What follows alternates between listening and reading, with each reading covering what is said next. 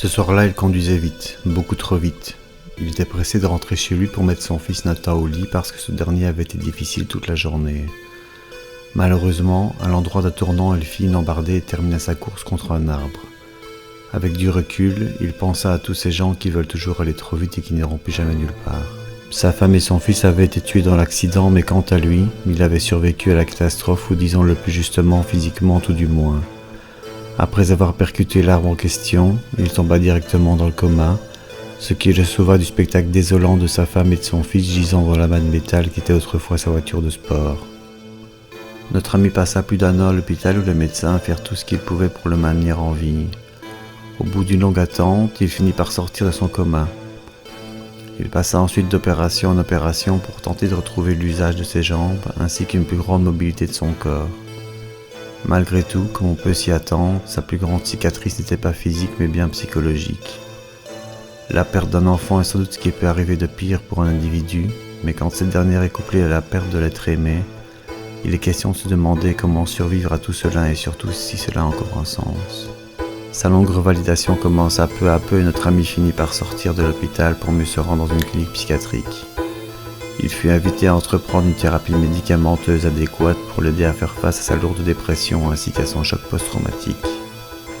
Il fallut encore un temps presque infini avant que notre ami ne trouve le courage de sortir de son lit, mais la plupart du temps, ce n'était que pour mieux se retrouver devant la fenêtre de sa chambre. À cet endroit, il espérait secrètement recevoir un signe de sa femme ou de son fils, histoire d'obtenir une sorte de pardon quant à son geste imprudent leur ayant coûté la vie. Il dut s'en résoudre, ce signe n'arriva pas.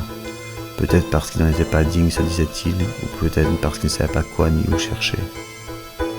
Ses 2 meilleurs amis l'avaient accompagné tout au long de son périple. Il se tracassait énormément pour lui malgré sa sortie d'hôpital.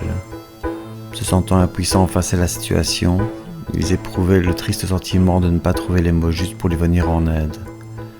Réfléchissant à la manière de pouvoir l'aider, ils lui proposèrent de partir pour de courtes vacances, histoire de voir autre chose que les 4 murs de sa maison.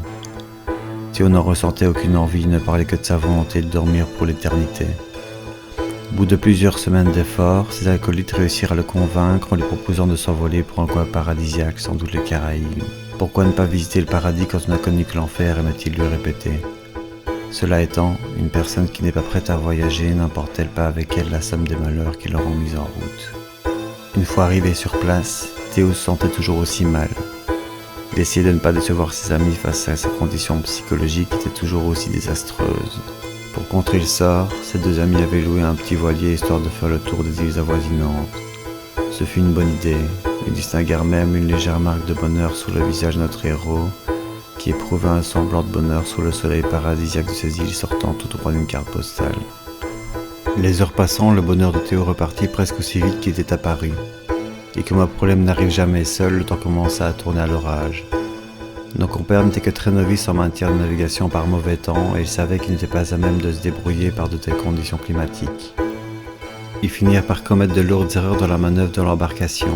Après un premier avertissement, ils faillirent chavirer et suite à un dernier changement de cap beaucoup trop brutal, Théo perdit l'équilibre et tomba à l'eau. Il eut le réflexe de s'accrocher à un bout et de s'y cramponner de toutes ses forces pour ne pas sombrer dans la mer démontée. Et durant ces instants, il se sentait comme torturé entre le sentiment partagé de tenir bon et celui de tout lâcher. La mer déchaînée eut raison de cette question et Théo lâcha le morceau de corde sans même en avoir pris conscience. Il coula sous les flots en ressentant une sensation de chaleur intense, tout en éprouvant le sentiment d'être porté par une main invisible de tendresse. Une main qui l'aurait conduit vers un ailleurs, un endroit où il pourrait retrouver sa femme et son fils. Quand il revint à lui, il prit conscience qu'il avait échoué sur une île sans savoir où cette dernière pouvait bien se trouver. Portant son regard au loin, il vit une silhouette de femme ainsi que celle d'un enfant venir doucement dans sa direction. Une fois arrivé à la hauteur de Théo, la femme en question le serra dans ses bras aussi fort qu'elle le put, et elle lui dit « Lâche prise, mais seulement face à ton passé, trouve le chemin de la résilience, celui qui nous mettra en vie, moi et Nathan. Nous sommes toujours dans ce monde grâce et à travers toi, n'abandonne pas, n'abandonne pas. » Cette histoire, celle que je viens de vous raconter, est celle que je me suis inventée aujourd'hui. Elle fait partie de toutes ces histoires que je me raconte pour tenir le coup face au temps qui fait mal. J'aimerais tant partager ma tristesse avec vous, vous qui seriez peut-être une oreille attentive face à ce que j'ai fait et face à qui je suis. Il faut que je vous dise que bien des oreilles sourdes passent dans cette chambre anonyme, celle où je suis meurtri dans mon lit. Les médecins me croient toujours dans le coma, je ne leur en veux pas car finalement, avec beaucoup de temps et criant dans le vide de mon esprit, j'ai compris que j'étais le seul à avoir conscience de mon état, de ma moitié endormie et dans le même temps tout aussi éveillé. J'ai pris la décision de rester en vie pour eux, ma femme et mon fils, eux qui vivent toujours dans mes rêves. Finalement, j'ai peut-être entendu ce signe que j'espérais tant d'eux. Tiens bon Théo, ne lâche pas. Nathan et moi, nous vivons à travers toi. Ne l'oublie pas.